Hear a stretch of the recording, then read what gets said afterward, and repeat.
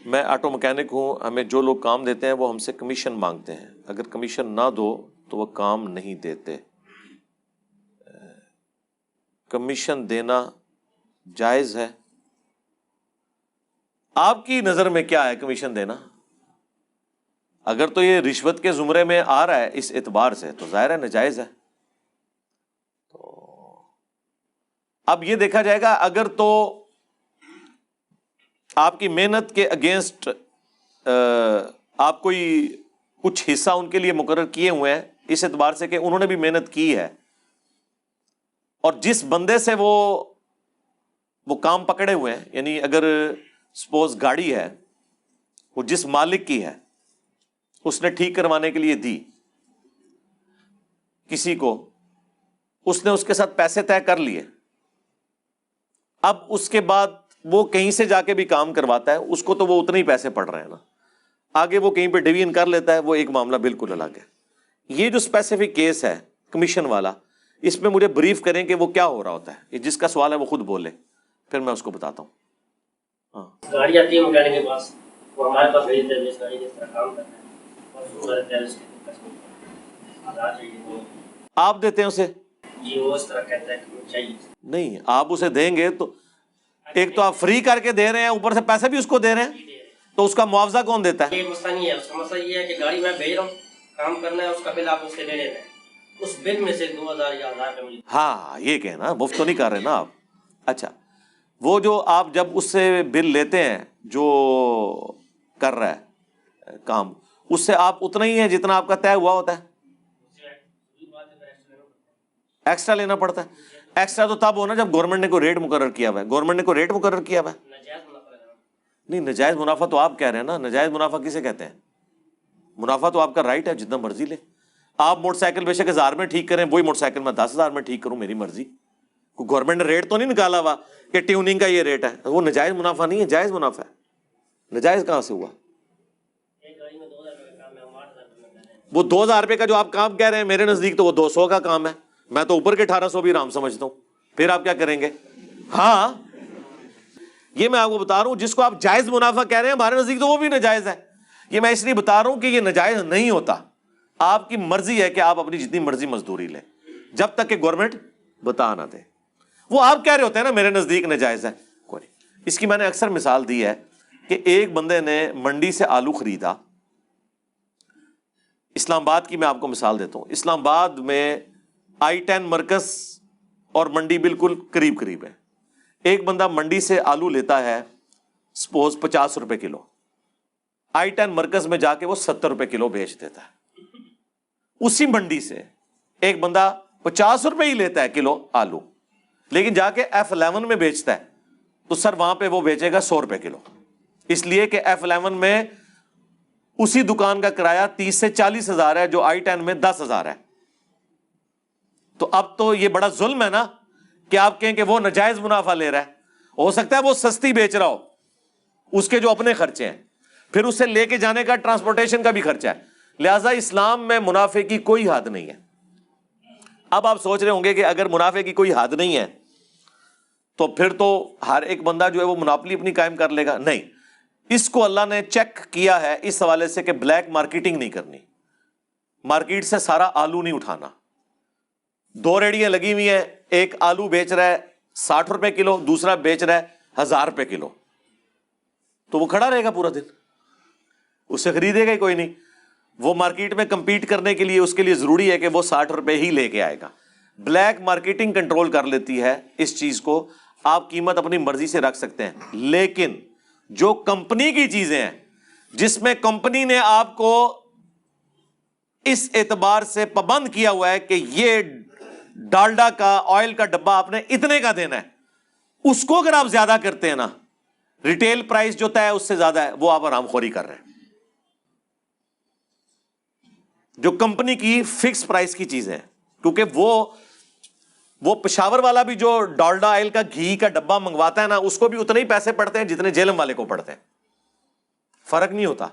پوری دنیا میں، یہ پورے ملک کے اندر اس طرح کی کمپنیوں کی چیزوں کے اعتبار سے ایک خاص ٹیریٹری کے اندر اس کی قیمت فکس ہوتی ہے۔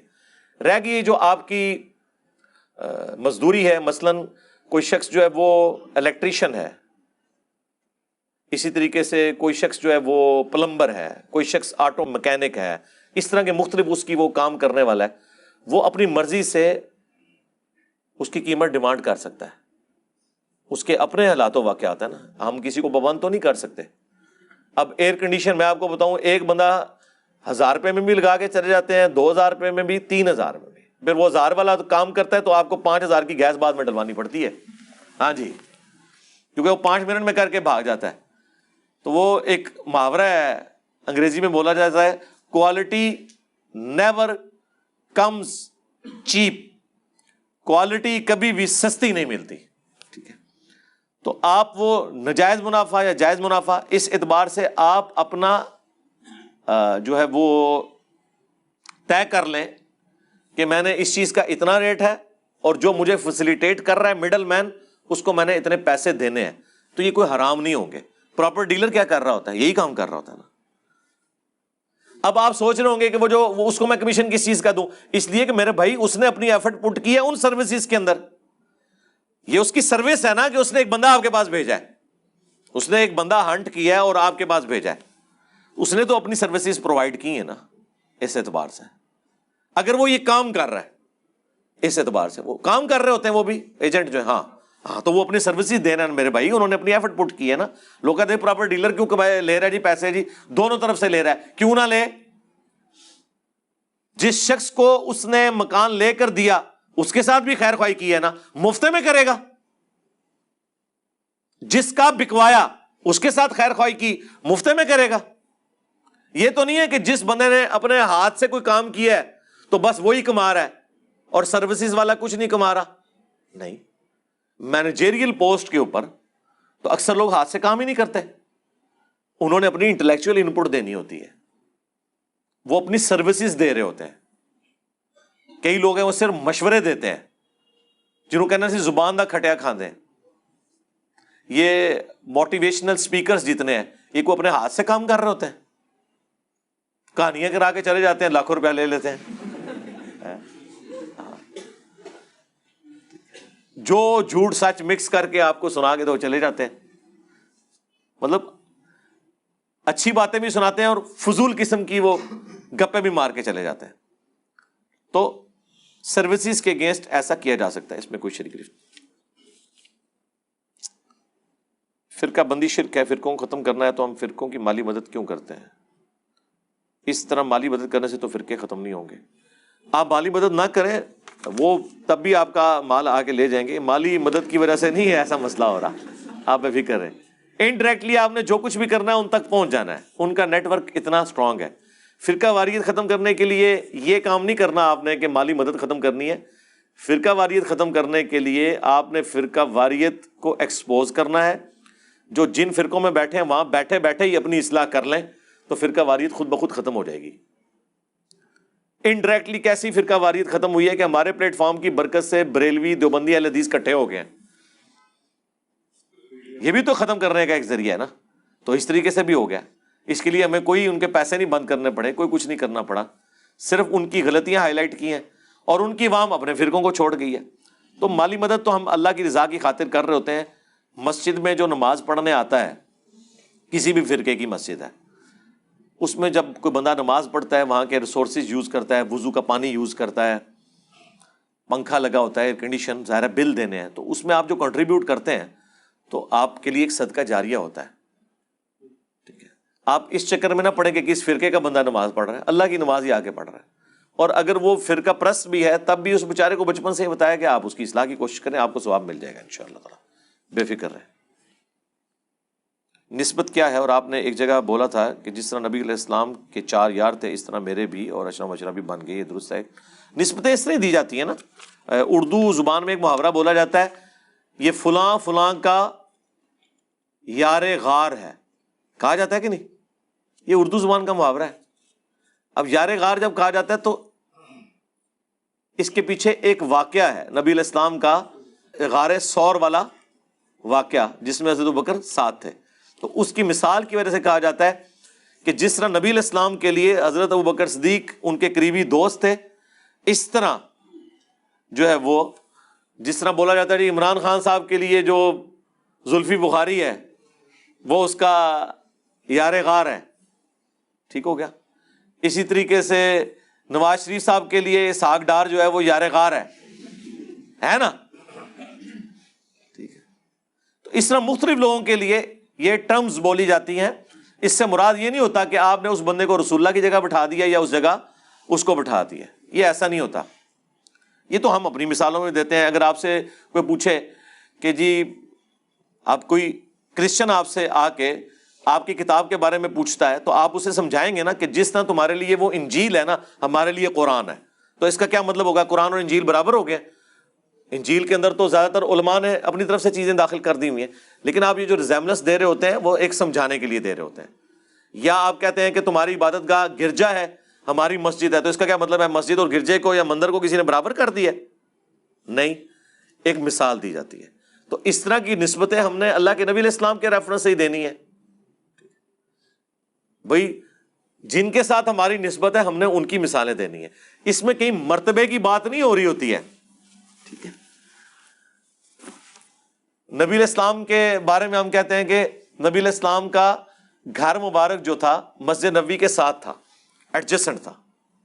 جس طرح کہ آج کل بھی علماء کو عموماً مساجد میں ساتھ ایڈجسنٹ گھر دیے جاتے ہیں. تو آپ کیا کہیں گے کہ آپ نے اپنی مسجد کو مسجد نبوی کہہ دیا ہے اور اپنے مولوی کے گھر کو نبی علیہ السلام کے گھر کے برابر کہہ دیا؟ نہیں، ایک مثال کے طور پر. تو اس طرح اگر آپ کریں گے تو ہر چیز ہی فارغ ہو جائے گی. بیت اللہ تو خانہ کعبہ شریف ہے لیکن ہم مسجد کو بھی بیت اللہ کہتے ہیں، تو اس کا کیا مطلب ہے کہ آپ نے اس کو خانہ کعبے کے برابر کہہ دیا؟ نہیں، اس کی طرح ایک مثال کے طور پر کیا جاتا ہے بیان، ٹھیک ہے. اس طرح حواری کا لفظ استعمال ہوتا ہے، قال الحواریون نحن انصار اللہ. حواریوں نے کہا کہ ہم اللہ کے دین کے لیے حضرت عیسیٰ کے مددگار ہیں. اور اردو میں عموماً محاورتاً بولا جاتا ہے کہ یہ فلاں فلاں کا حواری ہے، یہ اس کے حواری ہیں. جب حواری بولا جاتا ہے اس وقت کسی کو خیال نہیں آتا کہ یہ اس بندے کو حضرت عیسیٰ کہہ رہے ہیں اور یہ اس کے جو پارٹی کے پولیٹیکل جماعت کے لوگ ہیں ان کو وہ حواری کہہ رہے ہیں. نہیں، یہ مثال کے طور پر بیان ہو رہی ہوتی ہے بات. اس میں مرتبے کی بات نہیں ہوتی ہے، ایک ریزیمبلنس دی جا رہی ہوتی ہے. اس طرح کی ہزاروں مثالیں آپ خود سوچیں گے نا تو آپ کے ذہن میں آتی چلی جائیں گی اور انشاءاللہ تعالی آپ کو یہ وسوسہ سیٹل ہو جائے گا. ہمارے محلے میں ایک قادیانی رہتا ہے، وہ آپ کو سنتا ہے لیکن حق بات قبول نہیں کر رہا. ہم اسے کس طرح دعوت دیں؟ کیا اس کے ساتھ کھانا پینا جائز ہے؟ ہاں جی، کھانا پینا جائز ہے. کھانے پینے پہ بلائیں اور 1 پوائنٹ ایجنڈا رکھیں. اور وہ 1 پوائنٹ ایجنڈا یہ ہے کہ ختم نبوت کی جو تعریف تم نے کی ہے، یہ تعریف اس امت میں آج تک کس نے قرآن و سنت کو سمجھ کے کی ہے؟ اس کے لیے میری وہ ویڈیو قادیانیوں کو دعوت اصلاح، اس میں نے سارے دلائل 40 منٹ میں الحمدللہ اس حوالے سے جمع کر دیے. ابھی ایک اور ویڈیو 52 منٹس کی ریکارڈ ہوئی ہے ابن عربی کا جو ختم نبوت کا کانسیپٹ ہے، جس کی وجہ سے مولانا اسحاق صاحب رحمہ اللہ بھی دھوکے کا شکار ہوئے. اس رد کے اوپر بھی میری ایک ویڈیو ریکارڈ ہو چکی ہے. ایک تو کشف اور الہام کے اوپر ہوئی تھی نا، ابھی ایک اور ختم نبوت کے حوالے سے بھی ہوئی ہے. کچھ دنوں میں انشاءاللہ وہ اپلوڈ ہو جائے گی، ریفرنس اس کو لگ چکے ہیں. تو وہ آپ دکھائیں اور 1 پوائنٹ ایجنڈا رکھیں. کسی کے ساتھ بھی بات کرنی 1 پوائنٹ ایجنڈا. قادیانیوں سے ہمارا بنیادی اختلاف ختم نبوت کے اوپر ہے. اگر وہ کہتے ہیں جناب کہ جی وہ نزول مسیح اور حیات مسیح پہ بات کریں، یہ بعد میں دیکھیں گے. بھائی رفع الیدین پہ بات کریں، چونکہ وہ حنفی ہیں، رفع الیدین نہیں کرتے، ہم رفع الیدین کرتے ہیں. تو اب وہ اس کے اوپر اختلاف کر کے بیٹھ جائیں، یہ بعد میں دیکھے جائیں گے. قادیانیوں سے پہلی اور آخری بات ہوگی ختم نبوت پہ، پھر آگے، کیونکہ یہ کفر اسلام کا مسئلہ ہے نا، باقی چیزیں تو چھوٹی ہو جائیں گی. لیکن یونیورسٹیز میں فیمیل کے ساتھ انٹریکشن ہوتا ہے، اسے کیسے اوائڈ کریں؟ آپ نے اوائڈ کرنا ہے جی، آخری درجے تک اوائڈ کرنے کی کوشش کریں. اول تو کو ایجوکیشن ہے ہی غلط ہے، لیکن اب مجبوراً ہمیں کرنی پڑ رہی ہوتی ہے، تو آخری درجے تک جہاں کے انٹریکشن کرنا بھی پڑے تو نگاہیں جھکا کے کریں. اور وہ آپ نے خود ڈیسائیڈ کرنا ہے، گناہ وہ جو تیرے دل میں کھٹکے، ٹھیک ہے، اور تو اس بات سے ڈرے کہ لوگوں کو معلوم نہ ہو جائے. صحیح مسلم کی حدیث ہے، تو وہ آپ نے خود فیصلہ کرنا ہے. قربانی کے بارے میں قرآن و سنت کی روشنی میں وضاحت کر کے بتائیں. قربانی کس کے لیے جائز ہے، کس کے لیے نہیں؟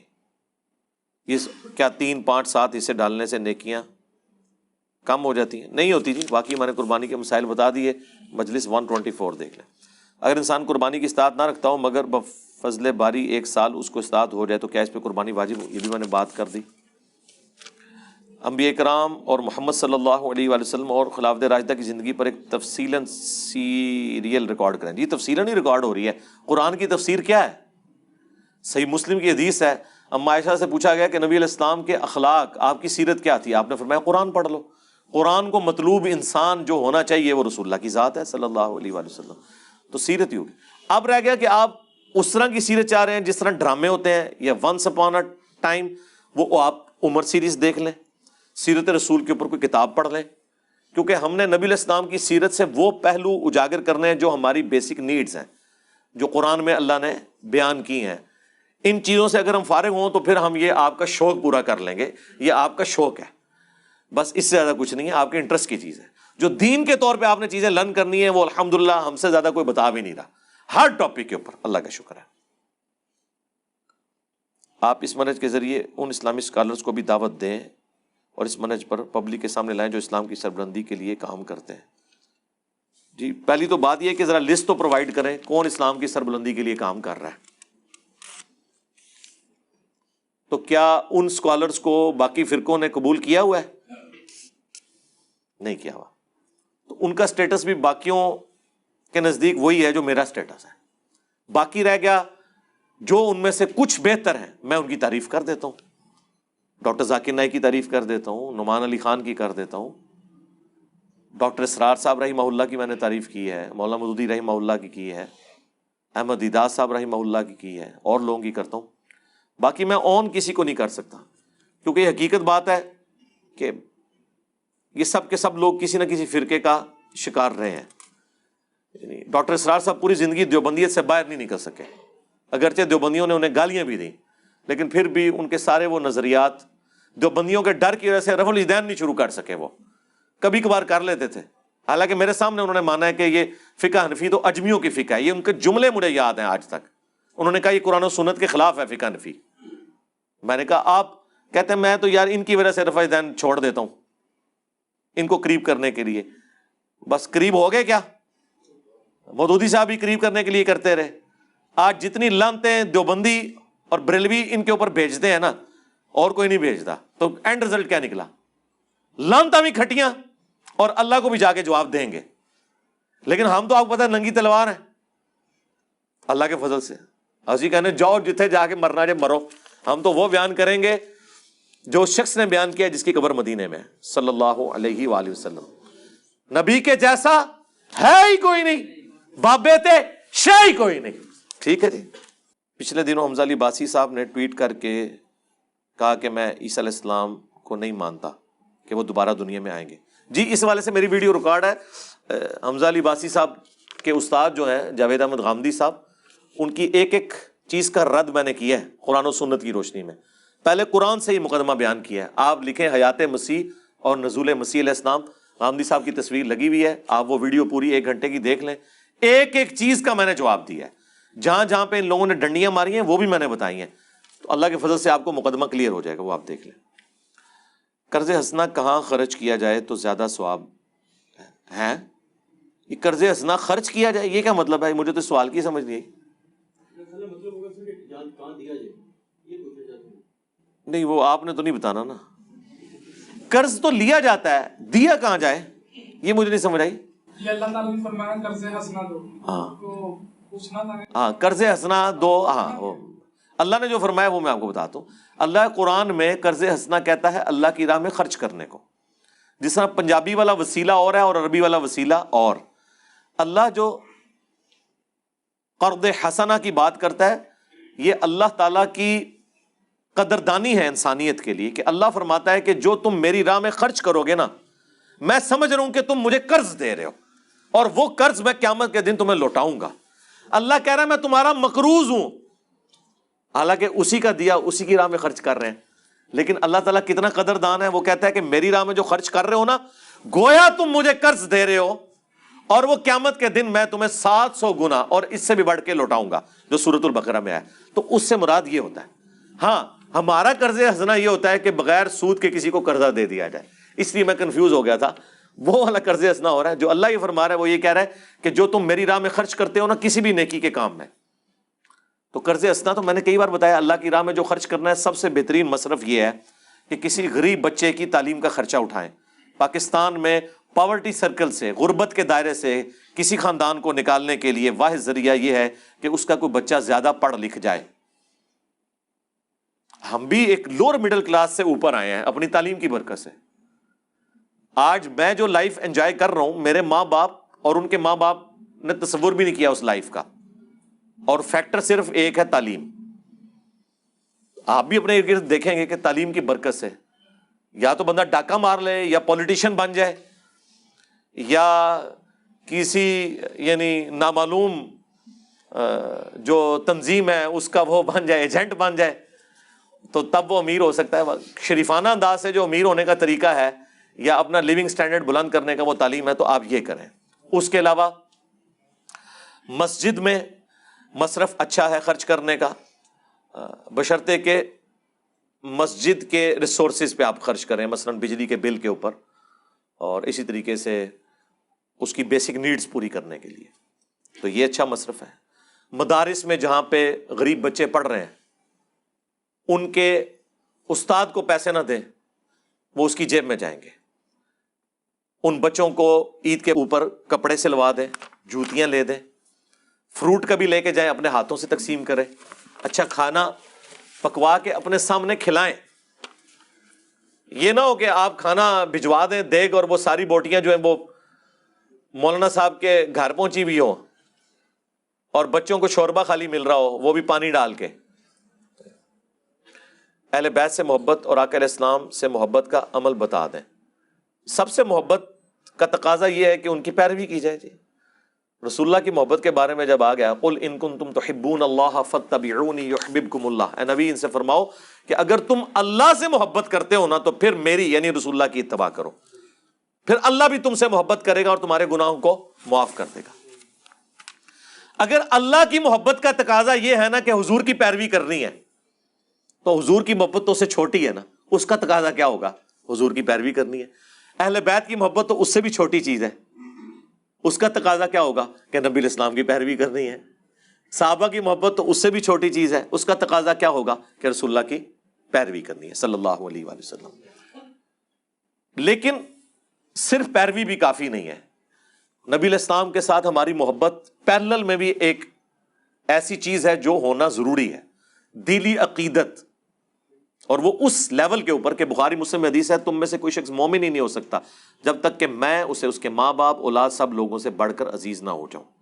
اب یہاں پہ حضور نے پیروی کی بات نہیں کی، صرف محبت کی بات کی ہے. اور اس کا کلائمیکس وہ حدیث ہے جو حضرت عمر اور نبی علیہ السلام ایک دفعہ چہل قدمی کر رہے تھے اور حضور علیہ السلام کا ہاتھ حضرت عمر کے ہاتھوں میں تھا. حضرت عمر تھوڑے فرینک ہوئے، کہا یا رسول اللہ اس پوری دنیا میں آپ مجھے سب سے بڑھ کر محبوب ہیں سوائے اپنی جان کے. اور یہ انہوں نے سچ بولا. پہلے نمبر پہ انسان کی اپنی جان ہوتی ہے. یہ انہوں نے کہا کہ میرے بیوی بچے مال میں سب کچھ آپ کے لیے قربان کر دوں سوائے اپنی جان کے. تو حضور نے فرمایا بلکہ تیری جان سے بھی بڑھ کر. تو انہوں نے کہا یا رسول اللہ آپ مجھے میری جان سے بھی بڑھ کر محبوب ہے. آپ نے فرمایا اے عمر اب تیرا ایمان مکمل ہوا، اب بات بنی. تو اب یہاں پہ اتباع کی بات نہیں ہو رہی ہے، نبی علیہ السلام کے لیے اپنی جان دے دینی. اور پھر اس کے لیے آپ نے سوچنا نہیں ہے نبی علیہ السلام کے لیے مسلمانوں کی جان نہیں لینی ہے آپ نے. یہ بھی ذرا ذہن میں رکھنا ہے، اپنی جان دینی ہے اور کوئی صحیح طریقے سے دینی ہے، ٹرک تھلے نہیں آ جانا. میرا سوال یہ ہے کہ ایک ایسی بیوہ خاتون جس کی کوئی اولاد نہیں، کیا اس بیوہ خاتون کی وفات کے بعد اس کے شوہر کے ورثہ پر یہ فرض ہے کہ اس کے شوہر کی چھوڑی ہوئی جائیداد سے اس بیوہ خاتون کے ورثاء کو وراثت کا حصہ دیں؟ وراثت تو اپنے قانون کے مطابق ہوگی نا جی. جب وہ بیوہ خاتون تھی تو اسے شوہر کے مرنے کے بعد اپنا حصہ ملنا تھا نا، وہ لے گی. اور جب وہ مر گئی تو اس کے مرنے کے بعد اب بیوہ اتنے حصے کی مالک ہے، وہ اس کے رشتہ داروں میں تقسیم ہوگا، اولاد میں ہوگا. اور اولاد میں بھی اگر اولاد نرینہ نہ ہوئی تو پھر اس بیوہ کے بہن بھائیوں کو، ماں باپ، ان سب کو وہ حصہ ملنا ہے. تو یہ تو آپ نے ایک تھیوریٹیکل سوال بنا دیا نا، پریکٹیکلی اسی میں فٹ ان بیٹھتا ہے. بیوہ ہے، کنواری ہے، اس سے کوئی غرض نہیں ہے. مرنے والی جو خاتون ہے نا، جس چیز کی وہ مالک ہے وہ مرنے کے بعد ایز پر شریعہ لا جو سورۃ النساء کے دوسرے رکوع میں بیان ہوا، جس میں میں نے تفصیلی ویڈیو ریکارڈ کرائی ہے، وراثت کیلکولیٹ کرنے کا طریقہ اس کے مطابق تقسیم ہوگی. ٹھیک ہے جی. علی بھائی گھر والے شادی نہیں کروا رہے، کہتے ہیں پہلے گھر مکمل کریں گے.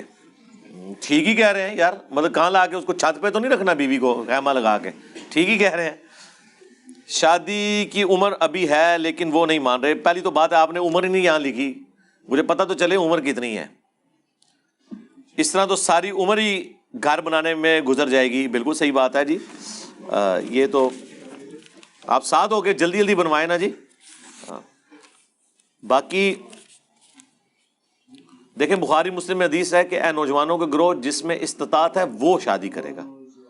استطاعت کے لیے فائنینشیل استطاعت بھی ضروری ہے، حالات و واقعات بھی ضروری ہے. یہ نہ ہو کہ بیٹھے بٹھائے آپ اپنی جان کو مصیبت ڈال دیں.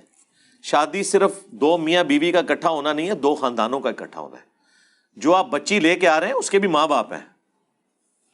وہ کوئی جانور نہیں ہے جو انہوں نے آپ کے ساتھ بھیج دی ہے کہ آپ جہاں مرضی ایک دن اس کو جو ہے وہ جنگل میں باندھ دیں گے، دوسرے دن چھت کے اوپر باندھ دیں گے. انسان ہے نا، تو حالات و واقعات تو دیکھنے ہیں. تو اس لیے ساری چیزوں کو دیکھیں. باقی میری ایک ویڈیو ہے غیر شادی شدہ نوجوانوں کے لیے. ویسے تو عموماً ویڈیوز ہوتی ہیں صرف شادی شدہ لوگ دیکھیں. ہم نے ایک ویڈیو ایسی اپلوڈ کی ہوئی ہے جس کا عنوان ہے غیر شادی شدہ لوگوں کے لیے، وہ آپ دیکھ لیں. ہم دعا کرتے ہیں جی آپ کے لیے، اللہ تعالیٰ آپ کے لیے آسانیاں.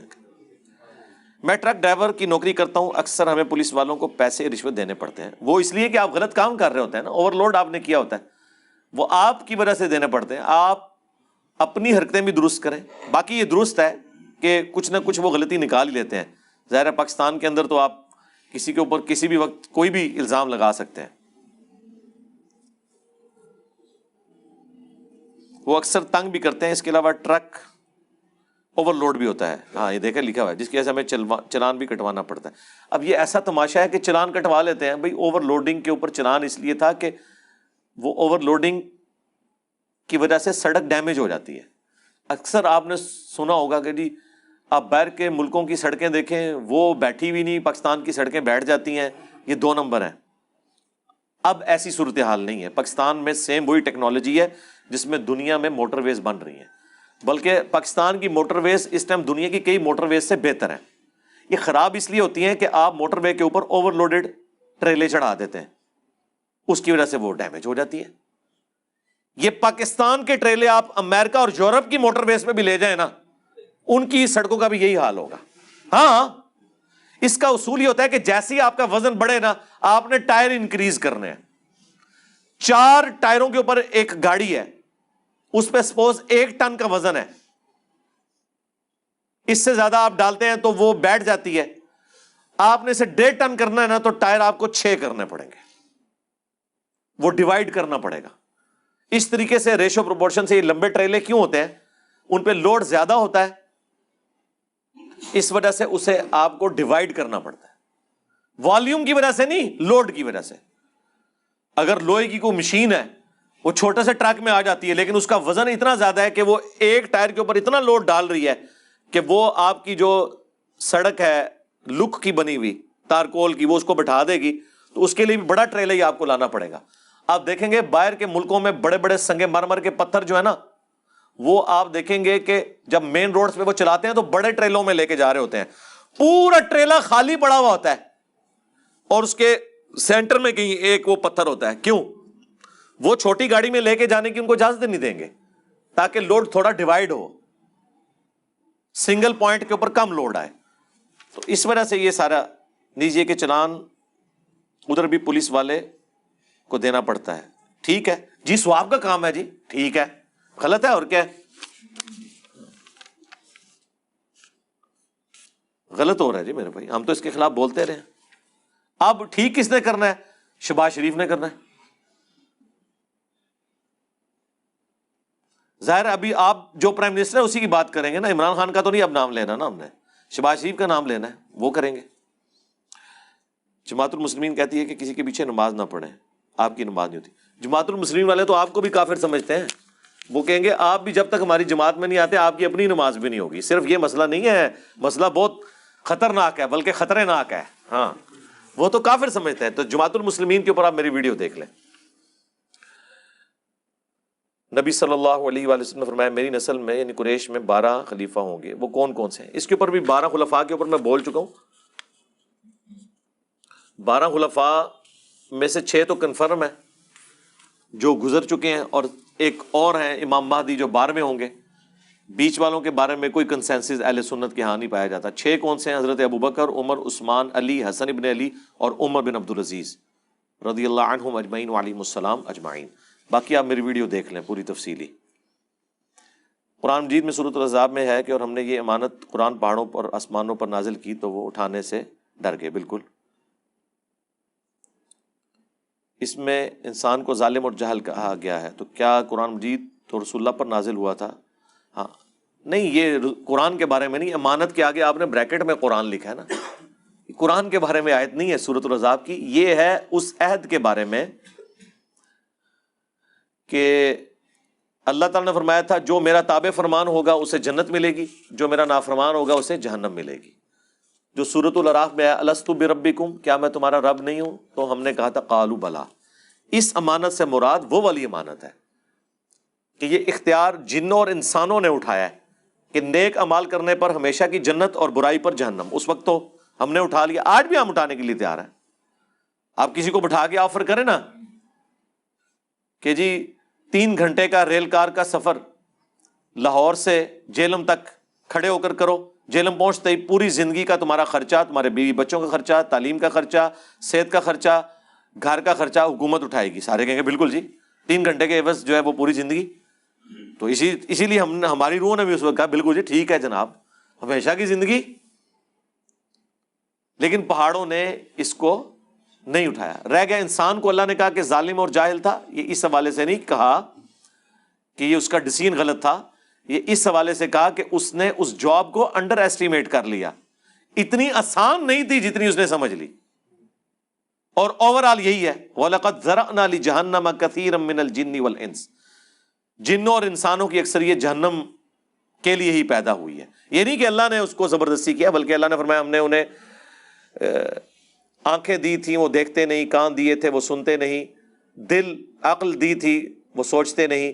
اولئک کالانعام بل ہم اضل. یہ تو چوپایوں کی مانند ہے، بلکہ اس سے بھی گئے گزرے ہیں کہ انہوں نے اللہ کی دی ہوئی نعمتوں کو یوز کر کے حق بات تک پہنچنے کی کوشش نہیں کی. تو یہ مسئلہ تقدیر سے متعلق ہے. اس قسم کی قرآن میں جتنی آیات ہیں آلموسٹ 200 آیتیں ہیں تقدیر کے اوپر 50 مقامات سے.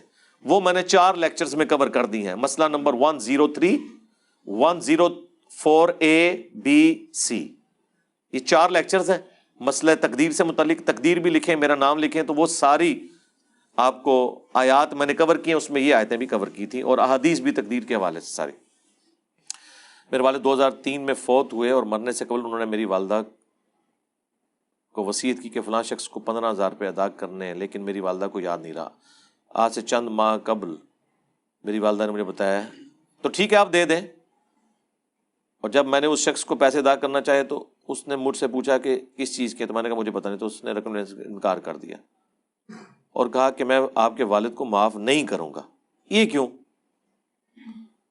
کیوں کہہ رہا ہے وہ معاف نہیں کروں گا؟ اس کا مطلب ہے یا تو پھر وہ زیادہ پیسے آپ سے مانگ رہا ہوگا نا. خالی تو نہیں کہہ رہا نا، اس کو کتے نے تو نہیں کاٹا ہوا، پیسے آئے ہوئے کون واپس کرتا ہے.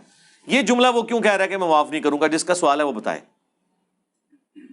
لمبی سٹوری نہیں، ورنہ یہ ساری پرچیاں رہ جائیں گی. صرف ایک جملے میں بتائیں کہ وہ کیوں کہہ رہا ہے میں معاف نہیں کروں گا.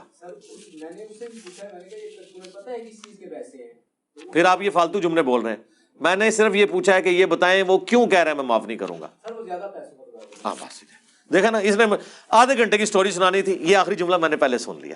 یہ میرا ٹائم بچایا کریں. دیکھا نا میرا اندازہ درست تھا کہ وہ کہہ رہا ہوگا کہ بھی اس ٹائم 2003 میں تو سونا جو ہے وہ 5,000 روپے تولا تھا، یہی کہہ رہا ہے نا وہ، تو وہ ٹھیک کہہ رہا ہے. تو آپ آج کے ریٹ کے مطابق دیں گے. اس میں میری ویڈیو ریکارڈ ہے. آپ سونے کے اعتبار سے کیلکولیشن کریں تو جو آج کے پیسے بنتے ہیں وہ اس کو دیں. سود کیوں ہوگا؟ کیوں سود ہوگا؟ کیوں؟ ہاں تو انہوں نے پیسے اس لیے تو نہیں دیے تھے کہ آپ نے قیامت کے دن واپس کرنے. سود کہاں سے ہو گیا؟ سود تو تب ہوگا جب انہوں نے دیتے وقت کہا تھا کہ یہ 15 لو، میں واپسی پہ 1 لاکھ لوں گا. وہ اب بھی 15 ہی مانگ رہا ہے. آپ کا پیسہ ڈی ویلیو ہوا ہے نا، تو اس کا تو کوئی قصور نہیں. مثلاً اگر 10 تولے سونا میں 2,000 میں آپ کو دیتا اور اس ٹائم تولہ سونا تھا 2000 روپے اور آج ہے 1,40,000, تو آپ مجھے 2000 کے حساب سے 20,000 روپے پکڑائیں گے یا یہ دیں گے؟ نہیں ہو, سونا اور پیسہ ایکویلنٹ ہے. نہیں, پیسے کے بدلے اچھا جی, سونا خود ایکویلنٹ ہے نا جی اس کے. ٹھیک ہے شاہ جی, دنیا میں مجھے پھر کہیں سے لے دیں آپ اس طرح کا قرضہ کہ میں کہوں میں آپ کو 20 سال بعد اتنا ہی واپس کروں گا. بینکر بیٹھے ہوئے ہیں, کس طرح کی آپ غیر علمی باتیں کر رہے ہیں؟ ایسے ہوگا ہی نہیں ہوگا نا. ہاں, یہ غلط ہے, ان لاجیکل ہے. آپ خود نہیں کرنے کے لیے تیار ہوں گے. کوئی دنیا کا بندہ مجھے کہے نا جی 20 لاکھ روپے مجھ سے لیں, 20 سال بعد 20 لاکھ دے دیں, ایسے تو نہیں ہوگا. لیکن دنیا کا ہر وہ بندہ جس سے مجھ پہ یقین ہے نا, وہ کہے گا جی 20 لاکھ کا سونا کے ایکویلنٹ آپ لے لیں اور اس ریٹ کے مطابق کر دیں. اس میں نے باقاعدہ ویڈیو ریکارڈ کرائی ہے, یہ ان لاجیکل ہے. آپ جس زمانے کی آپ بات کر رہے ہیں اس زمانے میں کرنسی نوٹ ہوتا ہی نہیں تھا, تو آپ مثال کیوں اس زمانے کی دے رہے ہیں؟ حضور کے زمانے میں کرنسی نوٹ تھا؟ نہیں تھا. اس وقت جو سونے کے کوئن تھے نا, ان کی وہی قیمت ہوتی تھی جو اس پہ لکھی ہوتی تھی, وہ دنیا میں کہیں بھی لے جائیں, کیونکہ سونا تو سونا ہوتا ہے. ہمارے کاغذ کے پرزے کی وہ ویلیو نہیں ہے. آج بھی کوئن ہو نا, اگر 5000 کوئن آپ کے ابو نے لیے ہوتے اور آج آپ اس کو 5000 کوئن واپس کر رہے ہوتے تو اس نے خوش ہو کے لینے تھے. تو لہذا نبی علیہ السلام کے مبارک زندگی سے مثال نہ دیں. اس وقت یہ ڈی ویلیو اور یہ ایشوز نہیں تھے, وہ انٹرنسک ویلیو اور فیس ویلیو ایک ہی ہوتی تھی. اس کے لیے میری یوٹیوب پہ ایک ویڈیو آپ دیکھ لیں, گولڈ, کرنسی نوٹ اور یہ تمام چیز. حضور صلی اللہ علیہ وسلم کا مقصد افراد کو بندگی اور دعوت دینا. یار اتنی لمبی سٹوری کیوں لکھتے ہیں یار؟ سوال لکھا کرو یار ایک لائن کا. ہاں, آپ نے یہ لکھا ہوا ہے, بس یہ لکھیں جو آپ نے جملہ اس میں لکھا ہے کہ اب تخریب سے ہٹ کر تعمیر کی طرف آپ توجہ دیں. تخریب میں نے کہاں سے کی ہے میرے بھائی؟ تخریب تو انہوں نے کی جنہوں نے امت کو سنی شیعہ فرقوں میں بانٹ دیا. سنیوں میں بھی 5 فرقے بن گئے, حنفی, شافعی, مالکی, حنبلی اور اہل حدیث. شیعہ میں اتنے فرقے بن گئے. جنگ جمل, صفین, نہروان میں نے نہیں کروائی, میں نے کروائی ہے. تخریب تو پہلے سے ہوئی ہوئی تھی, تعمیر ہم نے کی ہے. تخریب کو ہائی لائٹ کرنا, یہ تو اسی طریقے سے کہ ایک ڈاکٹر کے پاس آپ جائیں, آپ کی ٹانگ بھی ٹوٹی ہوئی ہو, آپ کو ہیپاٹائٹس بھی نکل آئے, آپ کا ایچ بی بھی کم ہو, کولیسٹرول بھی بڑھا ہوا ہو, یہ ساری چیزیں ٹیسٹ کے بعد ڈاکٹر آپ کو کہے جی آپ کے ساتھ یہ ہو گیا ہے, آپ کہے جی آپ تخریبی باتیں کر رہے ہیں. وہ کہے گا بھائی تخریب تو آپ کے اندر خود ہوئی ہوئی ہے, آپ کے اپنے کیے ہوئے کرتوت سامنے آئے ہیں بیماری کی شکل میں. ٹھیک ہے جی, آپ نے نہ کولیسٹرول کی پرواہ کی, نہ کھانے پینے کی, آپ نے میدا بھی اپنا برباد کر دیا. میرا کیا قصور ہے؟ میں تو آپ کو بتا رہا ہوں کہ تخریب ہوئی ہوئی ہے, اب اس کا علاج کرنا ہے. تو علاج کے لیے جو تخریب ہوئی ہے نا اسی کا علاج کرنا ہے نا. کولیسٹرول اگر زیادہ ہے تو میں نے کولیسٹرول کے اعتبار سے آپ کی گائیڈنس کرنی ہے نا, یہ تو نہیں کہ میں نے آپ کو نزلہ زکام کی دوائی دینی ہے. تو اس وقت سب سے بڑا کینسر کیا ہے؟ فرقہ واریت. ٹھیک ہے, عقیدہ توحید کے اندر خرابیاں, قبر پرستی, شرک, رسول اللہ کو چھوڑ کر بابوں کو ماننا, یہی بیماریاں ہیں جن کا علاج کرنا ہے. تو یہی تو تعمیر ہے. آپ کیا کہہ رہے ہیں تعمیر کیا ہے؟ کہ میں تبلیغی جماعت کی طرح ایک جملہ تو بول دوں اور عمل اس پہ نہ کروں. تبلیغی جماعت کیا جملہ بولتی ہے؟ اللہ کے احکامات کو نبی علیہ السلام کے طریقوں پر پورا کرنا, یہی کہتے ہیں نا. تو خود کر رہے ہیں وہ. اللہ کے احکامات قرآن میں لکھے ہوئے ہیں, فضائل مال میں. قرآن کا کہاں پہ درس ہوتا ہے؟ کس تبلیغی جماعت کی مسجد میں ہوتا ہے؟ ترجمے والا قرآن رائے ونڈ میں نہیں ہے, جائیں ان کا سٹال دیکھ لیں. میں خود گیا, انہوں نے کہا جی اختلاف پیدا ہوتا ہے, حضرات نے منع کیا ترجمے والا قرآن ہے. اور میں کہا یار اپنے ابے دا ہی رکھ لو, اشری تھانوی دا, چلو سارے فرقے دا رکھ لو. اچھا, اور نبی کے طریقے بخاری مسلم سے پتہ چلیں گے یہ فضائل سنت اور فضائل اعمال سے؟ بخاری مسلم سے. تو پریکٹیکلی ہم ہی تو عمل کر رہے ہیں. تخریب تو یہ لوگ کر رہے ہیں. اور پھر اور جی نماز پڑھنے کا کہ بھائی نماز پڑھنی ہے تو ٹھیک ہے, پھر پیچھے ہاتھ باندھ کے پڑھیں. تو کچھ تو بتائیں گے نا. جی اللہ کو ماننے کا کہ بھائی اللہ کو مانیں گے تو بتائیں گے نا ایاک نعبد و ایاک نستعین. اس کے بعد یہ بھی بتائیں گے کہ بابوں کو نہیں پکارنا. جیسے یہ بتائیں گے فساد شروع ہو جائے گا. یہ وہی جملے ہیں جو مشرکین عرب رسول اللہ کے بارے میں کہتے تھے کہ اے اللہ اس محمد کو ہلاک کر جس نے باپ کو بیٹے سے, بیٹے کو باپ سے, بھائی کو بھائی سے جدا کر دیا. ہم قریش ایک قوم تھے, اس نے آ کے تخریب کاری یہاں پہ کی ہے کہ 2 پارٹیاں بن گئی ہیں اور آج بدر میں یہ حالت ہے کہ باپ اس طرف کھڑا ہے, بیٹا اس طرف کھڑا ہے. رسول اللہ کو تخریب کار سمجھتے تھے کافر. حتیٰ کہ سورہ الانفال میں ہے کہ اے اللہ اگر یہ نبی سچا ہے تو آسمان سے ہم پہ پتھر نازل فرما, ہم اس کا انکار کر رہے ہیں. پتھر کوئی نازل نہیں ہوتے تھے, کہتے تھے دیکھ لو جھوٹا ہے. تو اللہ نے فرمایا کہ اے نبی جب تک تم ان میں موجود ہو ہم ان پہ عذاب نہیں بھیجیں گے. اللہ کی سنت ہے کہ جب کبھی عذاب آتا ہے نا تو اہل ایمان اور انبیاء کو وہاں سے نکال لیا جاتا ہے. لہٰذا یہ جو تمہیں دھمکیاں لگا رہے ہیں نا کہ عذاب کیوں نہیں آ رہا, تو وہ آئے گا بھی نہیں. تو دنیا میں پیغمبر جب آتے ہیں شرک کا علاج کرنے تو پیغمبروں کے مخالفین انہیں تخریب کار ہی سمجھتے ہیں. آج بھی جو شخص رسول اللہ کی دعوت پیش کرے گا تو رسول اللہ کے طریقے سے ہٹنے والے لوگ اسے تخریب کار ہی سمجھیں گے. تعمیر ہم ہی تو کر رہے ہیں, عقیدے درست آپ کے ہم نے کیے, دربار آپ نے بنائے ہوئے بابوں کے, نماز کا طریقہ ہم نے آپ کو سکھایا, روزہ حج زکوٰۃ. کوئی دنیا کا ٹاپک ہے جس پہ میری ویڈیوز نہ ہو, اور میرے سوا کوئی ایک پلانٹ ارتھ پہ بندہ دکھانا ہے آپ نے موجودہ یا مرے ہوئے میں جس نے دنیا کے ہر ٹاپک کے اوپر بات کی ہو. یہ تعمیر ہی تو ہو رہی ہے. کتنی پیاری تعمیر ہے. ہمارے دنیا میں چھوڑے جانے سے پہلے کبھی کسی اہل حدیث نے سوچا تھا کہ بریلوی کے پیچھے بھی نماز ہو جاتی ہے؟ تخریب کار تو آپ اور آپ کے علماء تھے, ہم نے تو تعمیر کی ہے. آپ تو کہتے تھے یہ شیطانی لشکر ہے, وہ کہتے تھے یہ مرتد اور واجب القتل ہے, وہ کہتے تھے یہ خوارج کی ایک جماعت ہے. بھائی اسام الارمین اور المہند المفند کا تعارف ہم نے کرایا نا. یہ المہند میں نے لکھی ہے, اسام الارمین میں نے لکھی ہے. یہ تخریب کاریاں کنہوں نے کی ہوئی ہیں؟ ان لوگوں نے جن کو آپ رحمت اللہ علیہ کہتے ہیں, جن کو آپ حکیم الامت کہتے ہیں, جن کو آپ مجدد دین و ملت کہتے ہیں. جس نے سارے تخریب کاروں کی تخریب کاریاں ختم کی اسے کہتے ہیں تخریب کار رہے. ٹھیک ہے, تو چونکہ آپ الٹے لٹکے ہوئے ہیں, آپ کو ہر چیز الٹی نظر آ رہی ہے. آپ کی ٹانگیں ہم نے پہلی دفعہ آ کے سیدھی کی ہے کہ دنیا اس طرح دیکھیں آپ. خلافت ملوکیت کو البدایہ والنہایہ یہ واقعی تسلسل میں بیان فرما دیں. نیز ایک مولوی صاحب کا لکھا, انہوں نے مولانا مودودی پہ رد کیا. بھئی مودودی صاحب پہ کسی نے رد کیا ہے, اس کا معاملہ اللہ کا معاملہ. ہم نے تو بخاری مسلم کی روشنی میں خلافت و ملوکیت کا مقدمہ 5B میں پیش کر دیا, وہ آپ دیکھ لیں. یہ وہ حدیثیں ہیں جن کو نہ یہ تھوک سکتے ہیں نہ نکل سکتے. ان کی موت تو ایک ہی حدیث ہے کہ عمار کو ایک باغی جماعت قتل کرے گی, عمار انہیں اللہ اور جنت کی طرف بلائیں گے اور وہ جماعت جہنم کی طرف بلائے گی. اس میں نبی علیہ السلام نے حضرت علی کی مخالف جماعت اہل شام کو کہا جہنم کی طرف بلانے والی باغی جماعت, جہنم کی طرف بلانے والی باغی جماعت. اس سے بڑی تو کوئی حدیث نہیں نہ ہو سکتی. 2812 بخاری کی, اور بخاری میں 447 اور مسلم میں 7320 سے لے کے 7324 تک. اس کے بعد کس چیز کی گنجائش رہ گئی ہے؟ یہ تو نبی علیہ السلام کا فرمان ہے. او جی آپ سے قیامت کے دن پوچھا جائے گا, تو سب سے پہلے تو مجھے بتائیں کیا رسول اللہ سے قیامت کے دن پوچھا جانا تھا کہ یا رسول اللہ آپ نے امت کو یہ بات کیوں بتائی ہے, یہ کیوں نہیں بتائی کہ عمار کو باغی جماعت قتل کرے؟ جی پوچھا جانا تھا, اسی لیے حضور نے بتایا. ترمذی ابو داؤد کی حدیث ہے جسے حق بات معلوم تھی اور اس سے پوچھی گئی, اس کے باوجود اس نے چھپا لی, تو قیامت کے دن آگ کی لگام اس کے منہ پر ڈالی جائے گی. اور اس سے بڑھ کر سورۃ البقرہ میں ہے کہ جو اللہ تعالیٰ کی طرف سے آئی ہوئی خبروں کو چھپا لیتے ہیں ان پہ اللہ کی لعنت, تمام فرشتوں کی لعنت اور تمام لعنت کرنے والوں کی لعنت, یہاں تک کہ وہ توبہ کر لیں اور وہ حق بات جو چھپائی تھی لوگوں کو بیان کر دیں, پھر اللہ تعالیٰ انہیں معاف کرے گا. آیت نمبر 159 اور 160 ہے سورۃ البقرہ کی. یہ تو ہم نے 5B کے شروع میں ڈالی ہے, تو ہم نے تو کوئی اس حوالے سے معاملہ نہیں کیا. تو اگلے دن لائیو سٹوری میں ہمارے شاہد بھائی سے کسی نے یہی بات کی نا کہ جی علی بھائی سے پوچھا جانا تھا, تو شاہد بھائی نے فی البدی ایک جملہ بولا. انہوں نے کہا کہ امام بخاری سے یہ پوچھا جانا تھا کہ تم نے حدیث عمار لکھی ہے یا نہیں لکھی, اسی لیے انہوں نے لکھی ہے نا. یہ تو امام بخاری سے پوچھو کہ حدیث عمار کیوں لکھی, کہ حضرت صاحب آپ سے پوچھا جانا تھا کہ آپ نے حضور کی حدیث لکھی ہے کہ نہیں, اس لیے آپ نے ڈر کے لکھ دی. یقیناً پوچھا جانا تھا اسی لیے لکھی.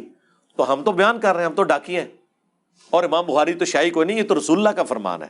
میرے خیال میں جو حدیث عمار سے بھاگتے ہیں نا وہ اپنے ایمان کی فکر کریں, وہ رسول اللہ پر تہمت لگا رہے ہیں. رسول اللہ سے بڑھ کر کوئی نہیں تھا اپنے صحابہ کا دفاع کرنے والا.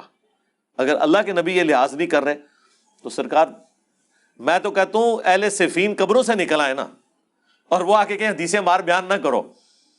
اور ان نکلنے والوں میں حضرت معاویہ رضی اللہ تعالیٰ عنہ, عمر بن عاص رضی اللہ تعالیٰ عنہ اور مغیرہ ابن شعبہ رضی اللہ عنہ مجمعین ہی کیوں نہ ہو, تو ہم انہیں کہیں گے نا سر رکو ذرا, صبر کرو, ہم نے تمہارا کلمہ نہیں پڑھا, ہم نے کلمہ اس کا پڑھا جس کی قبر مدینے میں ہے.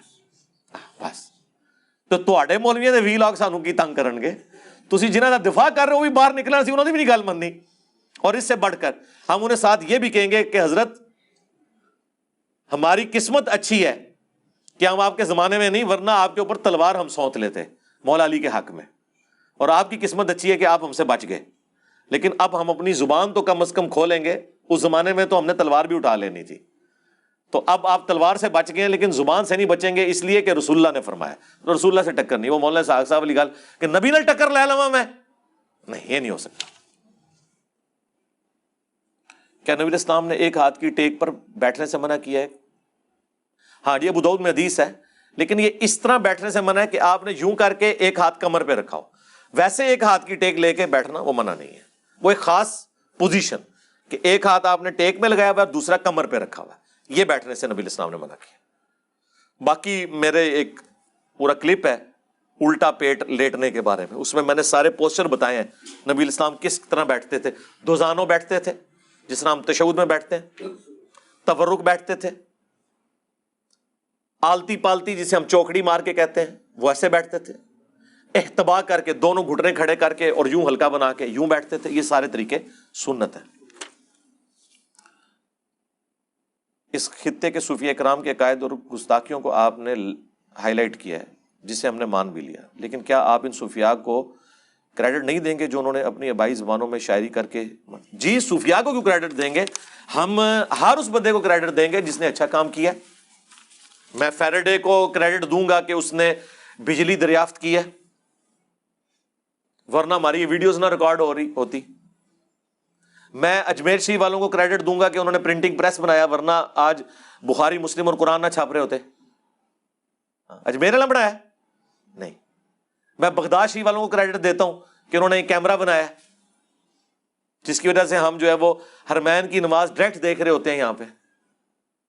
میں گولڈا شریف والوں کو کریڈٹ دیتا ہوں کہ انہوں نے ٹرین کا انجن بنایا ہے جس کی وجہ سے ہم جلدی پہنچ جاتے ہیں۔ وہ انجن روک سکتے تھے سر، بڑائی کسی نے بھی کوئی شے نہیں، ٹھیک ہے نا جی؟ جی ہم کریڈٹ دیتے ہیں، کیوں نہیں دیتے سرکار؟ ہم پہ تو الزام ہے کہ ہم گوروں کی تعریف کرتے ہیں، جب ہم گوروں کی کرتے ہیں تو ان کو بھی، صوفیاء کی بھی ہے کلمہ پڑھانا، بالکل بخاری مسلم میں حدیث ہے، اللہ چاہے تو فاسق سے بھی دین کا کام لے سکتا ہے۔ نبی الاسلام کے ساتھیوں میں ایک شخص تھا جس نے اتنے کافر قتل کیے، لیکن حضور نے فرمایا یہ جہنمی ہے۔ بخاری مسلم کے الفاظ ہیں، صحابہ کہتے ہیں ہمیں وسوسہ ہوا کہ یہ بات جھوٹی نہ ہو جائے، تو ایک صحابی کہتے ہیں میں اس کے ساتھ ہوا، اینڈ پہ جب وہ زخموں کی تاب نہ لا سکا تو اس نے زمین میں تلوار گاڑ کر خودکشی کر لی، تو اس صحابی نے وہیں سے نعرہ لگایا صدق رسول اللہ، رسول اللہ نے سچ کہا تھا، وہ تو خودکشی کر کے حرام موت مر گیا۔ پھر حضور نے فرمایا کہ بے شک میں اللہ کا رسول ہوں، یعنی مجھے اللہ نے غیبی خبر دی تھی کہ یہ جہنمی ہے، حالانکہ اتنے کافروں کو اس نے قتل کیا۔ پھر حضور نے فرمایا کہ آخرت کا دار و مدار ایمان کے اوپر ہے، اے بلال اٹھ کے اعلان کر دو۔ اور بعض اوقات اللہ تعالیٰ فاسق سے بھی دین کا کام لے لیتا ہے، اس کا یہ مطلب نہیں ہوتا کہ اس شخص کے عقیدے درست ہیں۔ اب یہ باتیں کریں نا تو ان کو غصہ آ جاتا ہے، تو ان کو سمپل ایک بات کیا کریں کہ ڈاکٹر ذاکر نائک نے سینکڑوں ہزاروں ہندوؤں کو کلمہ پڑھایا، تو سب سے بڑا بزرگ تو وہ ہوا، آئے ہو نا ہوں دھاڑ تھلے ترا نکلیا نا تھوڑا 90 لاکھ، او 90 لاکھ نو چھڈ، 90 تو زیادہ تے ہندوؤں نو کلمہ ڈاکٹر ذاکر نائک نے پڑھایا نا، آپ کے بابوں کا تو پتہ ہی 90 لاکھ تو آبادی نہیں تھی اس زمانے میں۔ تو یہاں پر جو ہم نے خود دیکھا اس کو ولی اللہ کیوں نہیں مانتے؟ اور نہیں جی اس طرح کو ولی ہو جاتا ہے، تو سر اس طرح بھی ولی کوئی نہیں ہوتا۔ جاؤ ہوں پھکی لب گئی ہے، شاہ جی لب گئی ہے پھکی۔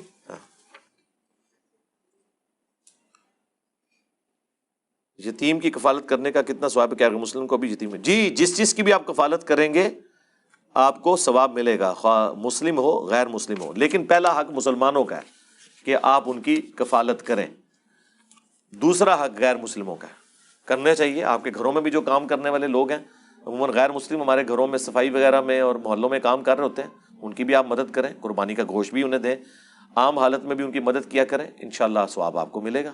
انسانیت کی آپ نے خدمت کرنی ہے نا جی۔ اس حوالے سے آپ مشکات میں 30 جلد میں کافی حدیثیں ہیں وہ آپ پڑھ لیں۔ ترمذی کی حدیث 3713 کو حسن غریب کہا گیا۔ غریب سے مراد میں نے پہلے بھی بیان کیا، غریب سے مراد پنجابی والا غریب نہیں ہے، غریب سے مراد یہ ہوتا ہے کہ جس کا راوی ایک ہو۔ یہ روایت کی انٹینسٹی کے اعتبار سے اس کی ڈویژن ہے، جو صحیح ضعیف حسن وہ کیٹیگری اور ہے، وہ اس کی سند پہ بحث ہو رہی ہوتی ہے۔ تو حدیث متواتر وہ ہے جو کثرت سے صحابہ نے روایت کی ہے، غریب وہ ہے جو بہت کم لوگوں نے یا ایک راوی نے بیان کی ہے. وہ بخاری کی بھی کئی حدیثیں غریب ہیں. انما الاعمال بالنیات یہ صرف حضرت عمر نے روایت کی ہے. اعمال کا دار و مدار نیتوں پر ہے. تو یہ حدیث غریب ہے لیکن صحیح حدیث ہے. غریب ہونے کا مطلب پنجابی والا نہیں ہے. ٹھیک ہے. وہ جو حدیث ہے مسلم شریف کی کہ دین ابتدا میں بھی غریب تھا آخر میں بھی غریب ہو جائے گا، یعنی اجنبی چند لوگ ہی اسے جانتے ہوں گے. ٹھیک ہے. آپ کی تو متواتر حدیث عمار بھی غریب بنی ہوئی تھی ہمارے آنے سے پہلے، پتہ ہی نہیں تھی لوگوں کو، حالانکہ محدثین اسے حدیث متواتر لکھتے ہیں. کثرت سے صحابہ نے روایت کی حدیث عمار. حضرت ابو سعید خدری نے کی ہے، حضرت علی نے کی ہے، حضرت ام سلمہ نے کی ہے، اور خود حضرت معاویہ نے کی ہے، حضرت عمر ابن عاص نے کی ہے، اور کئی صحابہ نے. حدیث متواتر ہے، لیکن یہ تو غریب سے بھی نیچے جا چکی تھی، لوگوں کو پتہ ہی نہیں تھا، اتنی اجنبی تھی. امام ترمذی نے ترک رفدین کی حدیث کو حسن کہا ہے. جی اور بولا ہے اکثر صحابہ کا عمل ہے، لیکن انہوں نے کسی صحابی کا نام مینشن نہیں کیا. اکثر نہیں لکھا، انہوں نے لکھا ہے ایک سے زیادہ کا عمل ہے، اکثر نہ کہیں. اور اسی سے اوپر 256 میں انہوں نے رفع الیدین والی حدیث لی ہے، اور اس کے نیچے انہوں نے صحابہ تابعین کے تبع تابعین تک کے نام لکھے ہیں، اور ساتھ لکھا ہے کہ عبداللہ ابن مبارک کہتے ہیں جو امام حنیفہ کے شاگرد ہیں کہ جو رفع الیدین کرتا ہے اس کی حدیث ثابت ہے، جو نہیں کرتا اس کی حدیث ثابت ہی نہیں ہے. اور خود امام ترمذی بھی رفع الیدین کرتے تھے.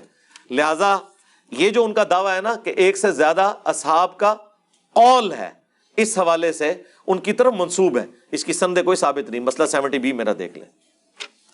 اگر کوئی شخص خلفائے ثلاثہ کی توہین کرے تو عام مسلمانوں کا کیا رد عمل ہونا چاہیے؟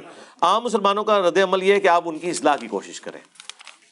کوئی رسول اللہ کی بھی توہین کرے اس کی بھی اصلاح کی کوشش کریں. عام مسلمان نے کچھ نہیں کرنا کہ جناب وہ نعرے لگا کے تو نکل پڑے. مہربانی کرو اصلاح کی کوشش کریں علمی طریقے سے، اس سے زیادہ کیا آپ مکلف نہیں. کیا پاکستانی فوج کو سیاست میں مداخلت کی اجازت ہے؟ جی جب تک پی ٹی آئی کی حکومت تھی اس وقت تک اجازت تھی، کیونکہ عمران خان صاحب بھی ان کو مداخلت کا کہتے رہتے تھے، اپنی مرضی کے الیکشن کرواتے رہتے تھے، سینٹ بھی جیتے رہتے تھے زرداری صاحب کے ساتھ مل کے. جب سے عمران خان صاحب کو انہوں نے نکالا ہے اب ان کو اجازت نہیں ہے. ٹھیک ہے، صحیح جواب دیتا ہے نا. ہاں اس ٹائم جب ہم کہتے تھے تو کہتے جی ولی بھائی جس آپ کو نہیں پتا جہاں پہ فوج کے اوپر اس طرح کی باتیں ہوں نا جو نواز شریف صاحب کر رہے ہیں تو وہ ملک سلامت نہیں رہتے ہیں. تو نواز شریف صاحب نے تو کچھ بھی نہیں کہا تھا، انہوں نے تو بالکل صحیح بات کی تھی آئین کے مطابق کہ فوج سیاست میں مداخلت نہ کرے. لیکن آپ کے جو شریف صاحب ہیں نا وہ کیا کہہ رہے ہیں؟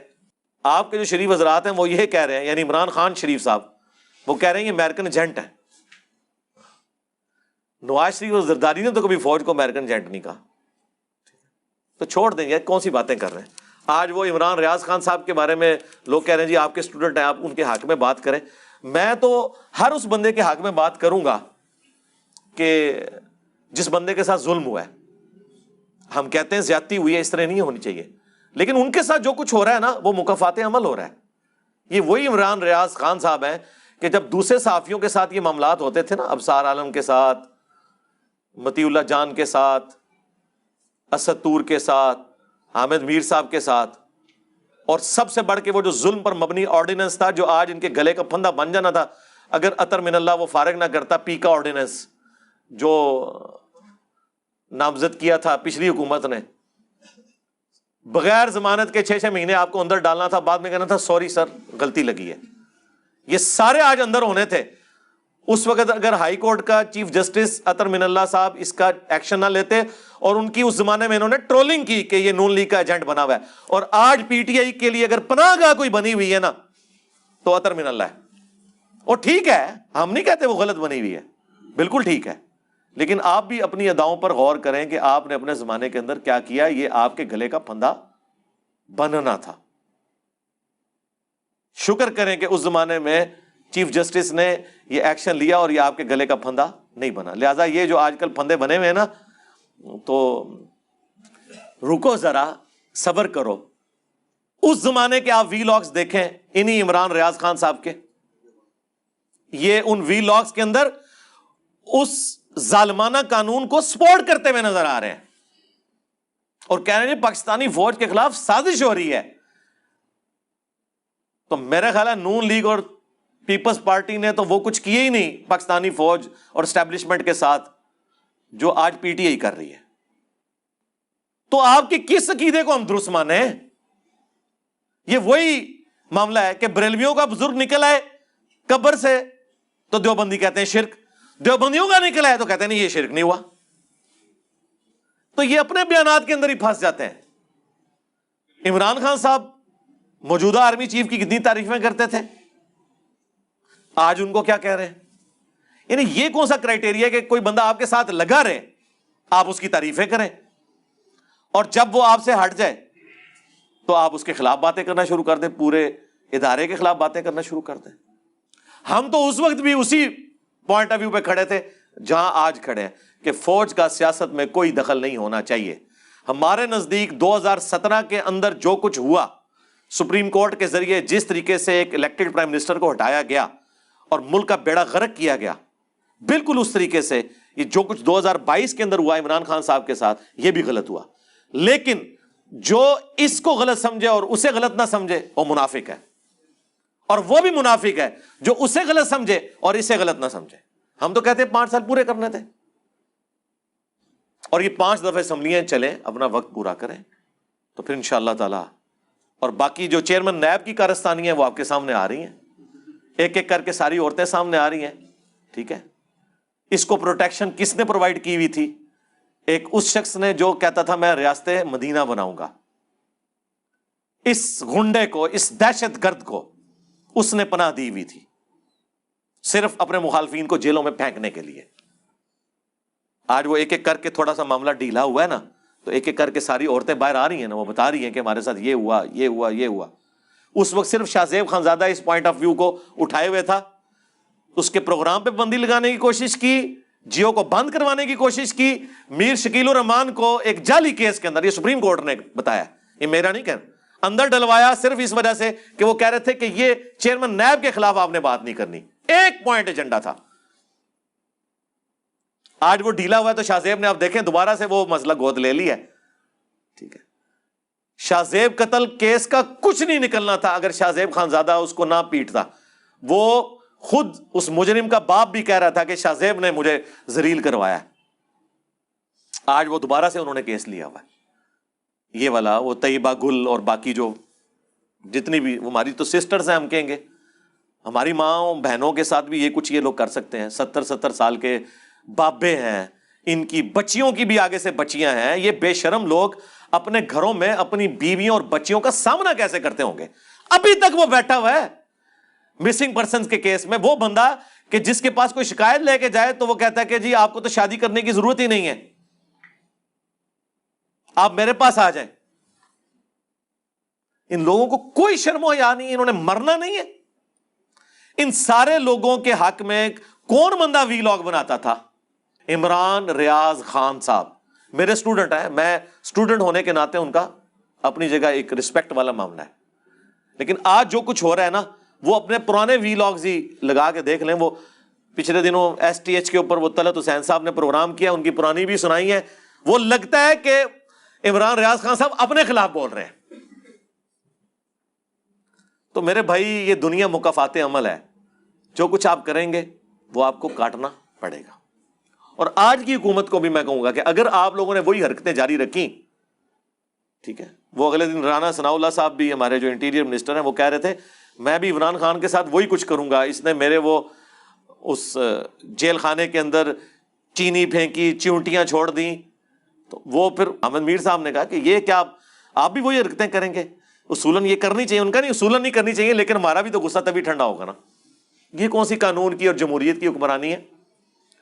اور پھر جو شاہ زیب خانزادہ نے پروگرام کیا ہے نا، وہ جو ہمارے اسپوکس مین ہیں، کون سے ہیں جی وہ احمد ملک، کون سے ملک صاحب ہیں؟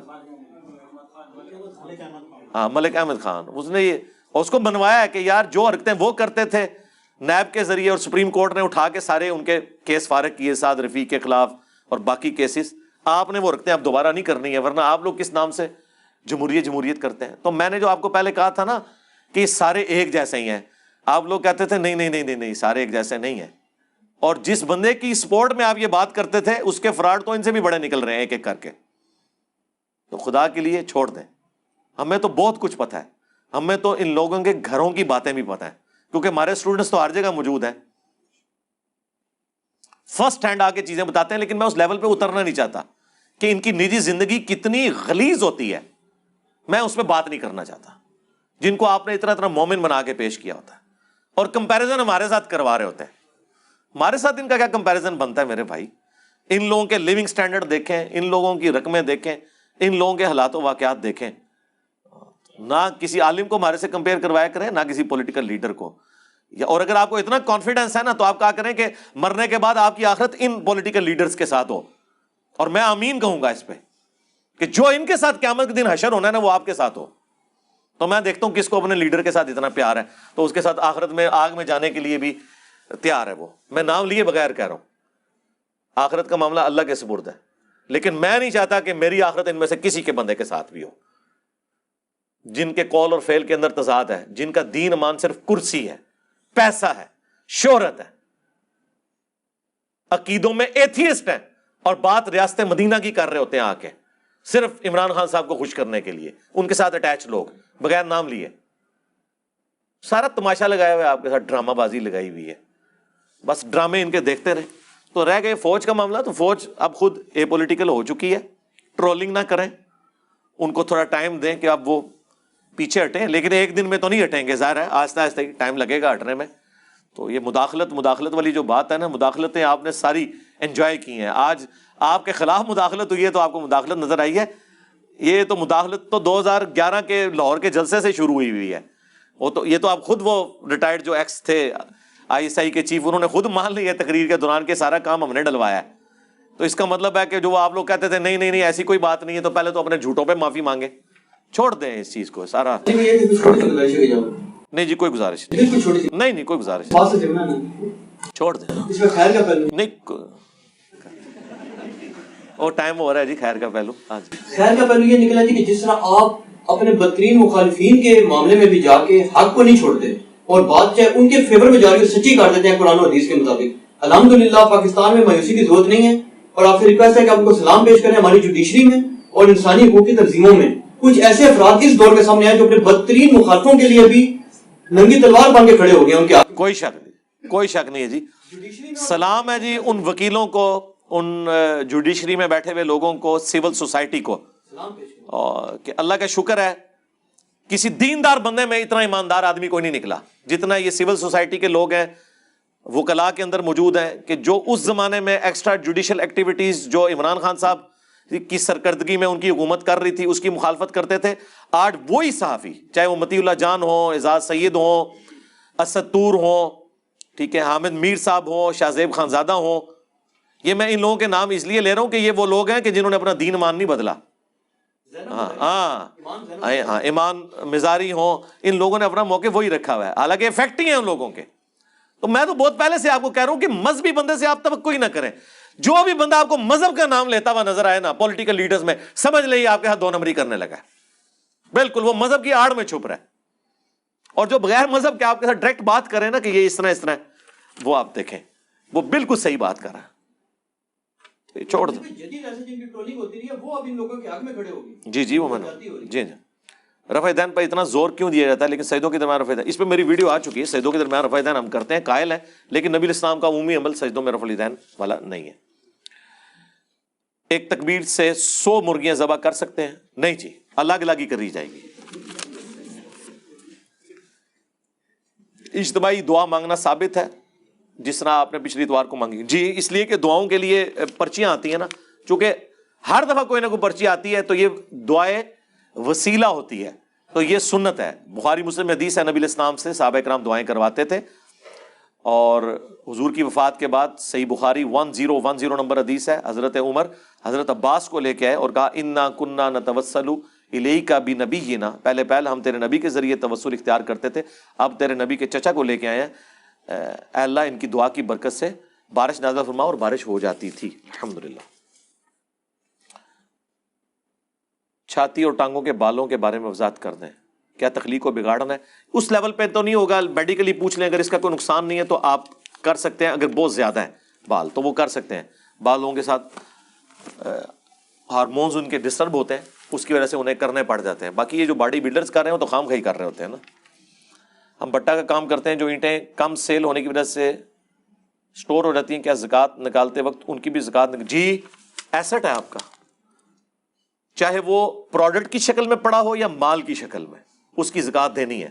آپ کی دکان میں جو کپڑا پڑا ہوا ہے اس کی مالیت کیلکولیٹ کرنی ہے, وہ بکا ہے نہیں بکا ہے, جو پڑا ہوا ہے آپ نے اس کی زکوٰۃ دینی ہے, دوائیوں کی دینی ہے, اینٹوں کی دینی ہے, لیکن اس کی قیمت آپ نے وہ لگانی ہے جتنے میں وہ بکے گی. ظاہر ہے وہ اب اچھی اینٹ نہیں ہے تو سستی بکے گی اس اعتبار سے اس وقت جو اس کی قیمت ہے. مرنے کے بعد عذاب قبر کی کوئی ٹائم مدت ہے کیا قیامت تک جاری رہے گا؟ اس میں سے میرے بھائی آپ نے کیا نکالنا ہے, ایک سیکنڈ نہیں آپ برداشت کر سکتے. نکالنا کیا ہے آپ نے؟ کچھ بھی نہیں نکلنا, صرف یہ ہے کہ آپ دعا کریں کہ اللہ تعالیٰ ہمیں عذاب قبر سے بچائے. باقی اس کی تفصیلات کے لیے مسئلہ 117A قرآن حکیم سے 10 آیات میں نے پیش کی ہیں عذاب قبر کے حوالے سے, اور 117B 17 صحیح الاسناد حدیث عذاب قبر لکھیں اور میرا نام لکھیں تو ویڈیو کھل جائے گی. شروع سے پڑھتے اور سنتے آ رہے ہیں کہ نبی پاک علیہ السلام کا سایہ نہیں تھا اور گنبد خضرا کا بھی نہیں. گنبد خضرا کا تو آپ چیک کر لیں, جھوٹ ہے, وہ سایہ اس کا پڑتا ہے لیکن اوپر والی بلڈنگ میں, کیونکہ وہ اوپر والی بلڈنگ میں ہے تو سایہ ہے, یہ تو جھوٹ نکل آیا. دوسرا بھی بالکل جھوٹ ہے. سعودیہ کا ایک مولوی مظفر ہے, اس نے کلپ میں دکھایا کہ گنبد خضرا کا سایہ. جی بڑی نیکی کی ہے انہوں نے. مظفر صاحب ہماری ویڈیوز بھی دیکھتے ہیں, لیکن وہی بات ہے وہ اہل حدیث کی چھاپ ہے ان پہ تو, لیکن ویسے وہ تعریف کرتے ہیں جو ان کے مطلب کی چیزیں ان میں. سلام دعا بھجواتے رہتے ہیں, ہم بھی ان کو بھجواتے رہتے ہیں. آپ انٹرویو دینے سے پہلے ان یوٹیوبرز کی حالت زندگی کے متعلق دیکھ لیا کریں. میں نے کہا مطلب دیکھنے حالت زندگی, یہ بس اپنے فالوورز بڑھانا چاہتے ہیں. ہمیں تو اس سے غرض ہی نہیں ہے جی, فالوورز بڑھانا چاہتے ہیں نہیں. ہم سے آگے کوئی دین کا مسئلہ, یہ تو اسی طریقے سے کہ حضور علیہ السلام سے کوئی کافر آ کے دین کا مسئلہ پوچھے تو آپ کہیں کہ تم اپنی زندگی دیکھو, تم تو اپنے چکر میں آئے ہو. نہیں, آپ کا کام دین سکھانا ہے. ہمارے پاس تو جو بھی آئے گا ہم اس طبقے تک دین کی بات, ہاں یہاں بیٹھ کے یا تو میں ان کے ساتھ پرینک کر رہا ہوں یا ان کے ساتھ بیٹھ کے میں کوئی گندی باتیں کر رہا ہوں فلموں کی, تو پھر تو آپ مجھ سے ہی بات کریں. جب مجھ سے دین سیکھنا ہے تو دین ہر بندے کی ضرورت ہے. ہم چاہتے ہیں کہ ہر طبقے کے لوگوں تک دین پہنچے. مسلمان ہونے کے ناطے ہم پر پہلی سانس سے آخری سانس تک کون سے فرائض ہے؟ پہلی سانس سے تو کوئی فریضہ نہیں ہے. جب آپ بالغ ہوں گے تو آپ کے اوپر شریعت شروع ہوگی. وہ اسلام کی بنیاد 5 چیزوں کے اوپر ہے. کلمے کے بعد نماز, زکوٰۃ, روزہ, حج, زکوٰۃ. اس کے علاوہ حقوق اللہ, حقوق العباد, وہ تو پورے کا پورا دین ہے. قرآن ترجمے سے پڑھیں, اس پہ عمل کریں. میرا سوال فرقہ واریت کے متعلق ہے. میرے خیال میں ایک عام آدمی کے لیے کوئی ایسا طریقہ ہے جس سے وہ ان فرقہ, جی طریقہ یہی ہے کہ علی بھائی کی ویڈیوز دکھائیں ان کو, اور کیا طریقہ ہے, اور کون سا طریقہ رہ گیا میرے بھائی. یہ رونا رونے کی بجائے نا ایک یہ گھوڑوں کی دموں والی بات کریں. پچھلے دنوں امام بخاری کا رفع الیدین نہ کرنے والوں پر غصہ, میری 5 کلپ جوڑ کے ویڈیو اپلوڈ ہوئی ہے, سب کچھ میں نے جواب دیا ہے. کیا آپ کوئی ایسے فارمیٹ بتا دیں کہ عام آدمی جتنا بھی مسئلے و رائے حق تک پہنچ جائے؟ ویڈیوز دیکھیں میرے بھائی, کیا فارمیٹ ہے, قرآن پڑھیں اور حق تک پہنچیں. اسپیسیفک کوشچن کیا کریں. ہمارے شہر کوٹا میں آج عمران خان اور سعد روی صاحب آ رہے ہیں اور ہم آپ سے ملاقات کے لیے آ رہے ہیں. اللہ نے آپ کو بچا لیا جی دونوں سے. مجھے اللہ اور اس کے رسول کے بارے میں برے خیال آتے ہیں. کوئی مسئلہ نہیں, خیال آتے ہیں جھٹک دیں. مسئلہ 83A دیکھ لیں, بخاری مسلم میں حدیث ہے کہ میری امت سے اللہ نے اس طرح کا دل کا ہر گناہ معاف کر دیا ہے جب تک کہ اپنی زبان سے اس کا اظہار نہ کر دے اور اس کے مطابق عمل نہ کر لے. یہ کچھ عرصہ آئیں گے, ختم ہو جائیں گے. اس کا سب سے بہترین علاج ہے آپ نے توجہ نہیں دینی, اور جو کوئی مسئلہ ہے اس کا آپ جواب تلاش کریں.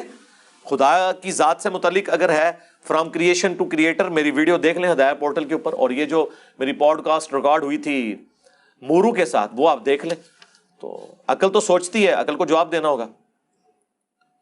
ہر فرقہ والا مولوی بولتے ہیں اگر دوسرے فرقے والے بندے کا حصہ ڈالو گے یا قربانی کا جانور ضائع ہو جائے گا. وہ کہانی ہے یار, مسلمان ہے ساروں کا, کوئی نہیں ضائع ہوگا. ہم نے اس پہ ویڈیو بھی ریکارڈ کرائی ہوئی ہے. دعوت اسلامی والے ہر بیماری کا فوراً روحانی علاج نکال دیتے ہیں, جیسا کہ مختلف بیماری. پٹرول میں برکت کا وظیفہ بتاتے ہیں. پٹرول میں برکت کا وظیفہ جو ہے نا, مفتاح اسماعیل صاحب بھی کراچی کے رہنے والے ہیں, تو میں مفتاح اسماعیل صاحب سے ریکویسٹ کروں گا کہ الیاس قادری صاحب کے پاس جائیں, ان سے پٹرول کی برکت کا کوئی فارمولہ حاصل کر لیں. ویسے تو اللہ کی مہربانی ہے اب $100 سے نیچے ریٹ آ گیا, اللہ کرے. ویسے تو پریڈکٹ کر رہے ہیں 2023 میں شاید $45 تک چلا جائے, لیکن پھر بھی یہ پرماننٹ حال نہیں ہے. پرماننٹ حال صرف ایک ہے, وہ ہے سولر انرجی. اس پہ انشاءاللہ میں ایک پورا لیکچر دوں گا. پہلے میں اپنے گھر میں لگوا لوں, عید کے بعد میں نے اب کر لیا ٹھیکہ, تو انشاءاللہ میں سولر کے اوپر پورا آپ کو ٹیکنیکل بریفنگ بھی دوں گا. اور اس کے اوپر 25 سال کے لیے, جس طرح گھر میں آپ بورنگ کروا کے آزاد ہو جاتے ہیں نا, اب آپ کو گورنمنٹ پانی نہ دے، آپ کا اپنا پانی ہوتا ہے اور آپ کو یاد بھی نہیں ہوتا، اس طرح سولر لگوا کے 25 سال کے لیے آپ بے فکر ہو جائیں کہ وابڈا زندہ ہے یا مردہ ہے۔ گولڈ کے کاروبار میں ادھار کرنا جائز ہے؟ اس سے متعلق تفصیل۔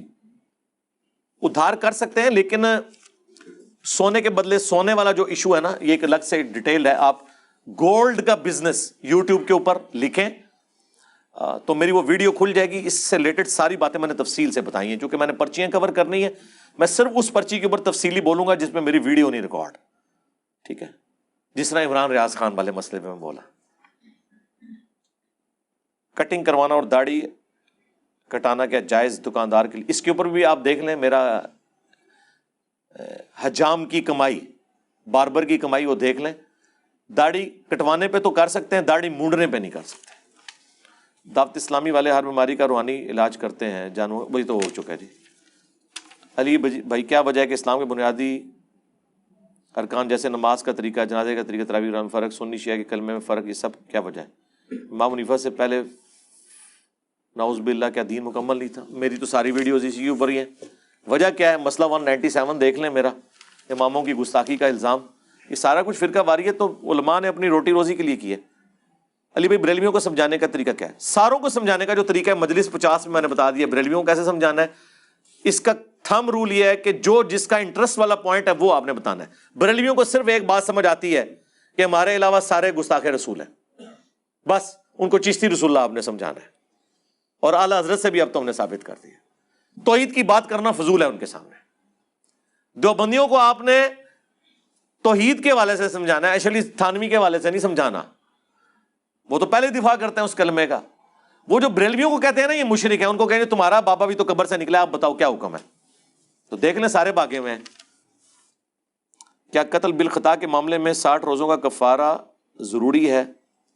جی وہ اللہ کے حضور جو توبہ والا معاملہ ہے وہ تو آپ نے کرنا ہی کرنا ہے، کوئی نہیں پڑھتا۔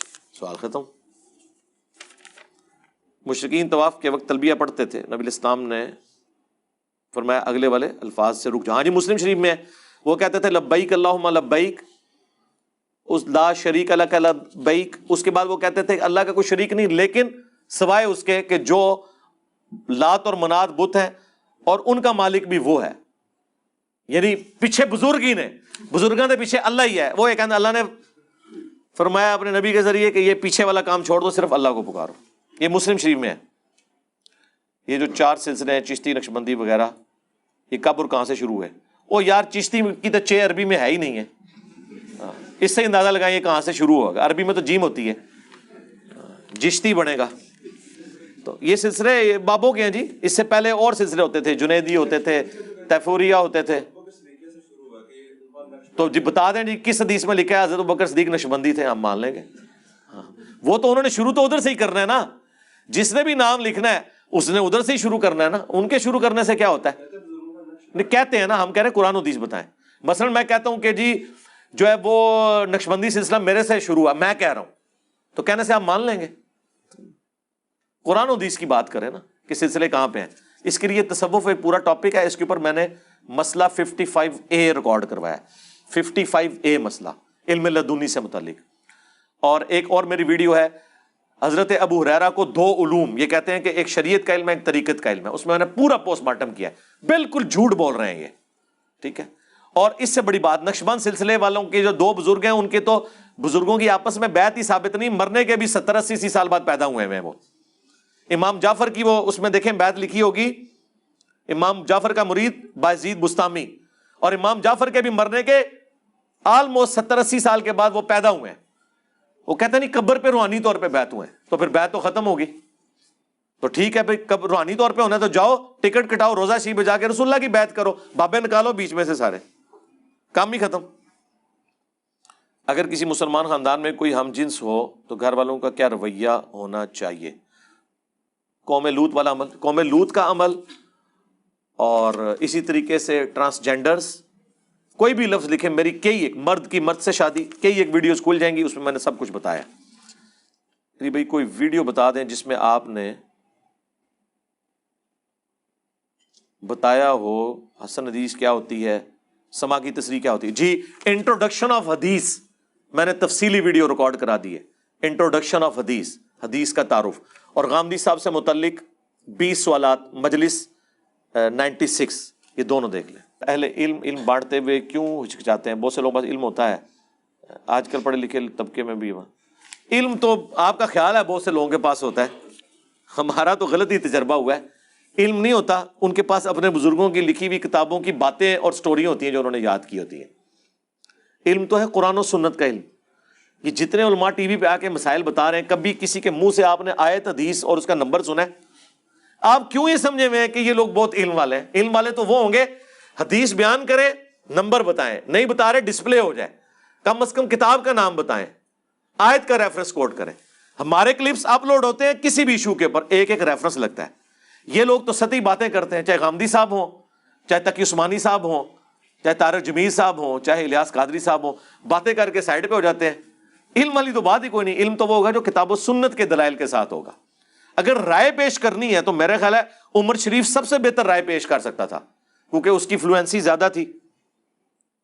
صرف زبان سے بولنے کا نام ہے تو آفتاب اقبال صاحب بہت بڑے عالم دین ہیں، اچھے طریقے سے بول لیتے ہیں، وہ بولنے کا نام تو نہیں ہے نا، ریفرنس ہو، یہی سب سے مشکل کام ہے۔ اس لیے میں نے بات کی تھی کہ لائیو کوسچن آنسر سیشن قرآن و سنت کی روشنی میں کوئی چلا کے بتائے۔ چلا تو بہت لوگ رہے ہوں گے، ٹھیک ہے نا جی، وہ چلانے سے تو کچھ نہیں ہوتا نا، قرآن و سنت کی روشنی میں کوئی بات کرے، آیت کوٹ کرے، حدیث کوٹ کرے کہ اس حدیث کے تحت یہ رزلٹ ہے۔ وہ زیادہ دقت ہے علماء نے فرمایا ہے، اس میں فلاں عالم کی یہ رائے، یہ مسئلے بتا رہے ہوتے ہیں۔ ہمارے لائیو سیشنز اب تو ماشاءاللہ 100 سے اوپر ہو چکے، کوسچن آنسر سیشن لاکھوں میں سوال ہو چکے ہیں، ہزاروں میں نہیں۔ آپ دیکھیں ہر چیز ہم نے اللہ کے فضل سے کلیئر کی ہے، ٹھیک ہے جی۔ یہ آپ کا سارے کا سارا تھدا میں نے کور کر دیا۔ آپ میں کوئی بندہ ایسا نہیں کہہ سکتا کہ میرے پاس آپ نے پرچی بھیجی اور میں نے نہیں پڑھی۔ ہاں جی، کسی بندے نے کوئی پرچی بھیجی اور میں نے نہیں پڑھی، وہ بندہ ہاتھ کھڑا کرے جس نے پرچی بھیجی اور میں نے اس کی پرچی نہیں پڑھی۔ کون سا؟